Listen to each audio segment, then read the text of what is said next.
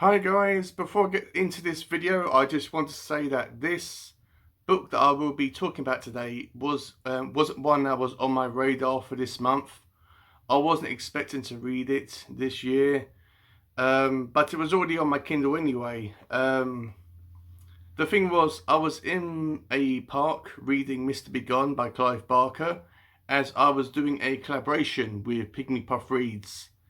And I'd finished the book way ahead of schedule, and I had hours to kill. And I thought, do you know what? Let me watch a movie. But I was torn between watching a movie and reading another book. So I decided to read a book, and this one is the one that I chose. I enjoyed it, but I will go through that more in detail in my video. So without further ado, guys, let's do this, shall we? Hi guys, welcome back to my channel. My name is David, and if you are new here, hi, welcome. And if you have been watching my channel for a while now, welcome back. So the novel that I will be reviewing today is Binti by Nnedi Okorafor.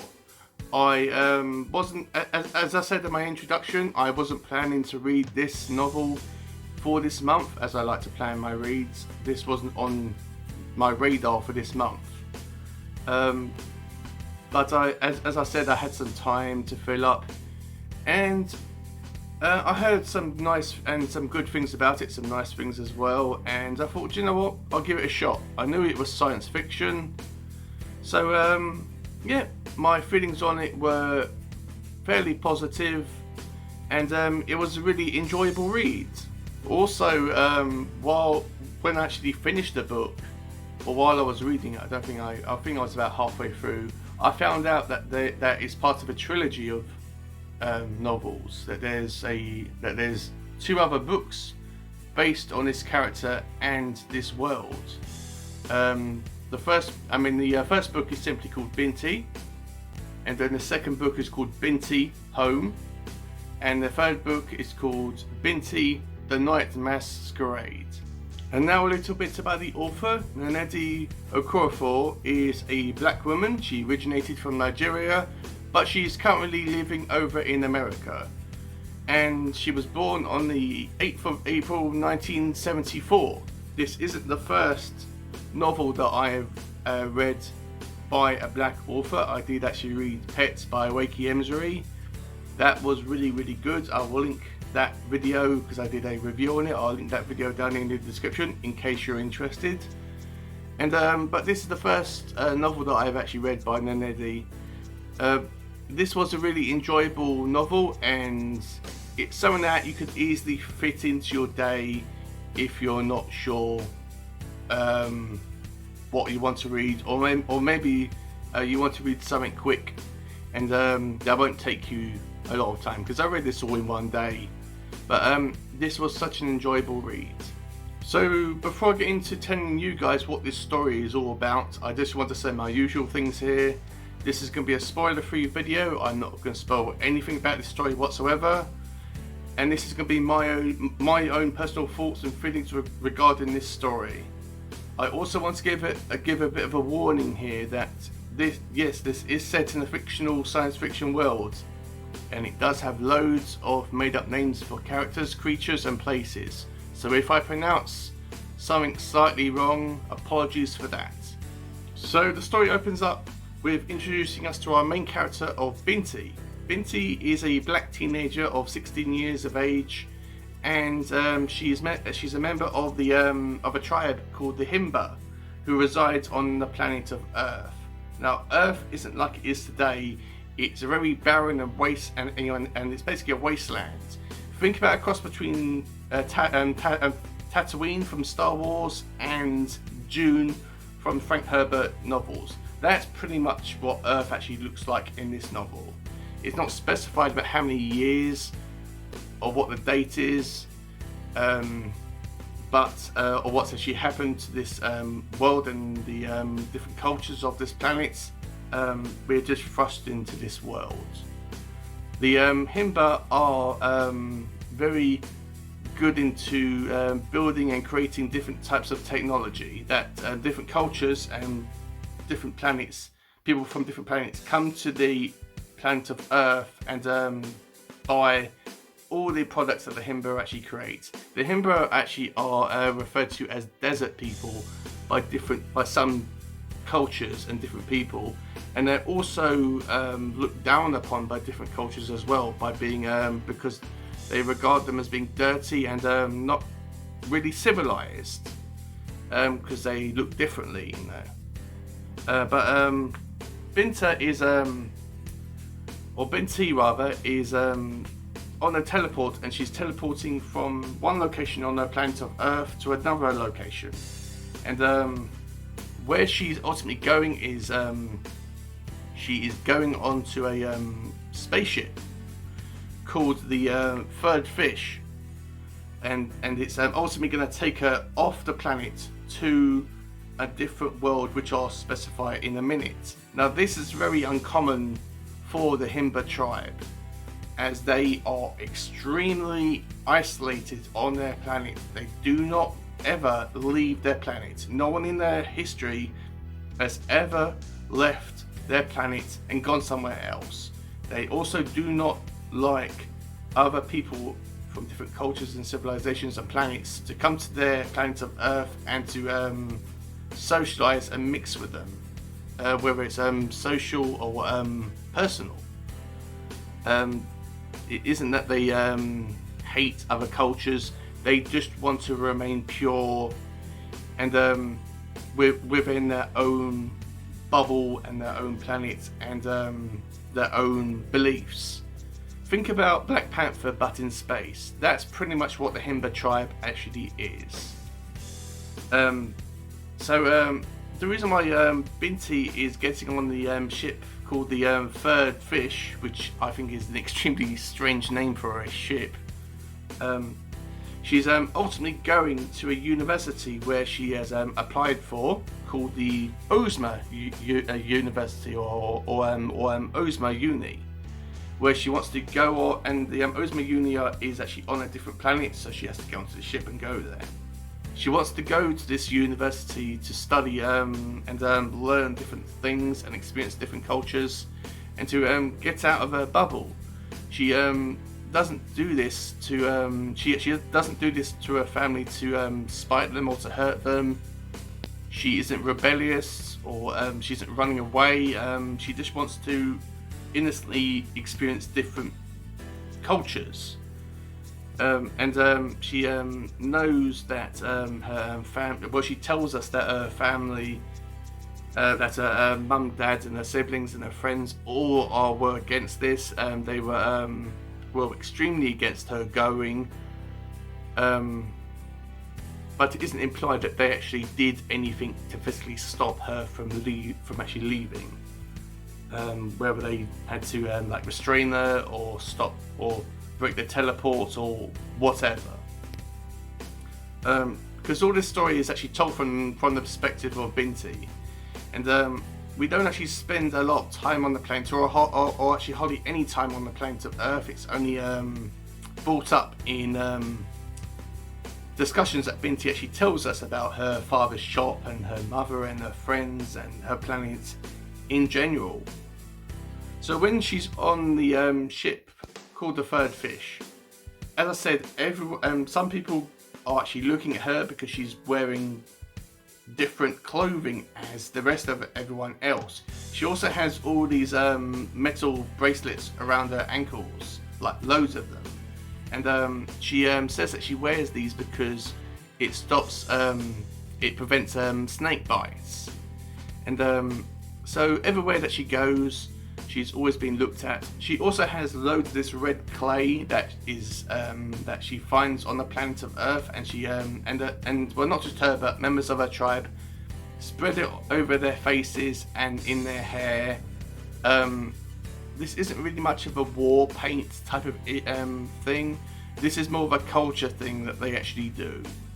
And she has a massive jar of the stuff. And when this and when it's and when she uses all of it up, she becomes extremely sad, thinking, oh, that this is the only thing from my planet, and it's all gone. She also has dreadlocks, these massive dreadlocks in her hair that are really thick, and it's not specified as being dreadlocks, but when Nnedi is describing Binti's hairstyle, you can tell that that the character has actually got dreadlocks. And this comes to a massive shock to people because they've never really seen a Himba tribes person. They've never seen anyone from that culture before, and it's kind of a massive culture shock, and they don't know how to react around her. So they act. So the only way that they can act around her, or they feel that they can act around her, is by I wouldn't say demeaning her, but kind of pointing her out as being the odd one out. So when she's on this ship and she comes across a group of several people that are going to the university as well. Whether they're going to be studying the same course as Binti, I do not know, but they are going to the same destination. And some of the characters do have a bit of a dialogue between Binti, and they don't really have much of character development. They're kind of side characters. I can't actually remember one person or one of these people, but they're okay, I suppose. Maybe if I give it a second read, they'll sink in a little bit more, and I'll remember them a bit better. But as the story progresses, we find out that the ship has been boarded by these monstrous aliens, or these monsters that are called the me juice. Now the me juice are it's not really specified about exactly what they actually look like, but I saw them as humanoid squid creatures with massive scorpion stingers on their backs that they use to violently kill people. And yes, they do kill everyone on this ship. I don't know if that's a spoiler or not, but they kill everyone on this ship. The Meduse hate all human beings with a passion. They really, really do. And I suppose that humans fear them as well because they look different. And I think that's the main theme of this book, that you shouldn't really judge a book by its cover. Like, just because someone looks slightly different or acts different or has a different hairstyle or dresses differently than you, then you shouldn't really like alienate them or make them feel that they are by themselves. You should embrace them for who they are, no matter what they look like, where they come from, what their culture is, what they dress like. No matter what that actually is, you should fully embrace people. And so after this, a member of this Meduse alien culture comes across Binti, and they because they've never seen anyone from the Himba tribe, they don't know how to react around her, same as everyone else. And this alien interacts with her and brings her food on several occasions and talks to her, and he's actually also interested in this red clay that she puts on her face, and he actually asks her for some, and it's a really sweet type of exchange and relationship. Although you never know what this monster or what this creature rather is going to do to Binti, whether she's safe or whether she's not safe, or whether she's in danger rather. And we also so this creature takes Binti to the mothership of the Meduse species, and takes her to the leader or the chief, where the chief tells Binti that members of the human race have actually taken his stinger from his scorpion stinger and puts it in the museum at the university where she's going to, and he said that they've done this in anger and as an act of war, and in a disrespectful way. They've actually forcibly taken it from him, and he wants to go there with all guns blazing, kill everyone, take the stinger, and go home and live happily ever after, I suppose. But Binti tells them that everyone all the professors and everyone at this university are highly intelligent, and they wouldn't do this unless there was a very good reason. And she says, well, okay, cool. Instead of all guns blazing, let me actually go in, have a word with them, and find out about exactly why they've done this, and possibly get your stinger back to you and prevent war between your species and the human race. And they ultimately go to the university, and they have to have a discussion between them and the heads of this university to discuss what's actually going to happen, whether they are going to keep the stinger and go into war between them and this alien species, or whether they're going to give the stinger back. This is a very good story, it really was, and it's all about acceptance, it really is. So now I come to this section where I tell you guys what I liked and didn't like about this particular book. First, what I liked about it. I liked how easy it was to read, how fun it was, how accessible it was. I actually read this all in one day, and you could too. If you are maybe if you need to hang around for a specific amount of time for a day, and you want to fill up that time with something, read this. It is extremely short, and the writing style is very easy to read. It's very fun and enjoyable. The characters, well, specifically of Binti, the main character, and this alien, is very interesting and fun to read, as well as this culture. This is a very small book, as I said, so the culture isn't really explained in massive detail, but you get the general idea. I like the the message of acceptance. You shouldn't judge someone by their physical appearance, whether it's their hair, what their skin actually looks like, what their clothes are, what their culture is, what country that they've actually come from. You shouldn't judge someone by their physical appearance. You should accept them for who they are, not what they are, if that makes sense. And that was a extremely powerful message to me, and I am definitely going to get the other two books in this series on my Kindle. It's nothing. It's nothing that's going to blow your mind, thinking, "Oh my god, this is the best book I've ever read," or the best science fiction book I've ever read. It isn't, guys. I'm not going to mislead you. It isn't going to be mind blowing, but you should read this. It's not going to change your lives, but it is a fun read, and that's what reading should be about. It should be enjoyable, and it should take you and transport you to a different world where you can experience different cultures, and that's what this book actually does. So now I come to what I didn't like about this book. As I said, some of the characters in the book, like when Binti gets on the ship of called the Third Fish, and she is introduced to several student characters that are going to the university as she is.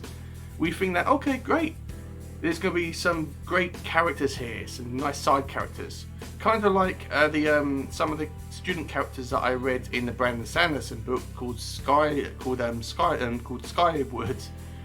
but we don't really get that here, and none of them are hardly any of them are fleshed out, and I would have just liked this book to be an extra 100 pages long. It could have easily been a 200-page book. Also, because it's so short, I thought that when I was reading it, I had to go back to the start of it, because I thought I might have actually missed something. I was so determined I actually missed something at beginning of the book, so I had to go to the beginning of the book and check, and I didn't actually miss anything. So the beginning of the book feels like there's something cut off, but when you think about it, I mean, she could have maybe put a prologue at the beginning of the book, but that could have been about 5 or 6 pages long, discussing about Binti's culture and parents' viewpoint and what their feelings are on about Binti leaving her planet and her people. The ending is slightly the same thing, but when you stop when you finish it, stop and have a think about it, and then you will maybe appreciate the ending. I actually like the ending. It kind of like left it open up to different novels, which this series actually does have, as to other books. So closing thoughts I have for this book. Nnedi is a really good writer, and I don't know whether she's strictly a science fiction writer. I know she's done some fantasy novels before, but strictly for Binti, as I said, it's nothing mind-blowing. This isn't Dune by Frank Herbert. It's not gonna blow your mind. But as I did say, it's a book that you should definitely read. It's a quick read, so you have no excuse not to actually read this. If you want to read something by a black author, then you can't really go wrong with Binti. So I would highly recommend this book to anyone. If you're trying to get into science fiction and you don't know whether science fiction is going to be your jam or not, whether it's going to be your thing to read, pick this book up. It'll give you a sense of whether you like science fiction or not. So what do I rate Binti? I am going to be completely honest, guys, and be fair with this book and with you guys. I am going to give this book a 3 stars out of 5. It's a very decent score, and I would have loved if this book was a bit more fleshed out, and it could have easily had, as I said, it could have easily had an extra 100 pages to flesh it out, but it was a decent and fun read. I don't know whether the other books follow on to this. I presume that they do, but I don't know why Nnedi didn't put all 3 books together as one thing. It could, that's probably about over 300 pages long, but I don't know why she didn't put all 3 books together. Maybe they focus on different things, but right now I rate just the first book 3 stars out of 5. So that's it, guys. That is my review on Binti. If you've enjoyed this video, please give it a massive like down below. If you have anything to say, comment down below. Let me know if you have read this book, what your thoughts and feelings are on about it, whether you liked it, whether you disliked it, if I have maybe inspired you to pick this book up, and let me know down below. Let's have a discussion about this book. As I always say in all my review videos, if you do comment about this book down below and the plot and the characters, make sure that you keep it spoiler free. We can have a discussion about it, but make sure that it's spoiler free, just in case someone may want to actually read this book. Also, if you like what you have seen from me and from this video, please consider subscribing to my channel. I upload videos every Monday and Friday. If you do subscribe, please click on the little bell notification, just so you know whenever I upload videos. And if you're not sure whether you want to subscribe or not, watch my other videos. I've got loads of videos and loads of playlists. And do whatever you want to do, guys. So with all that said, stay safe, stay healthy, and keep reading, and I will see you in my next video.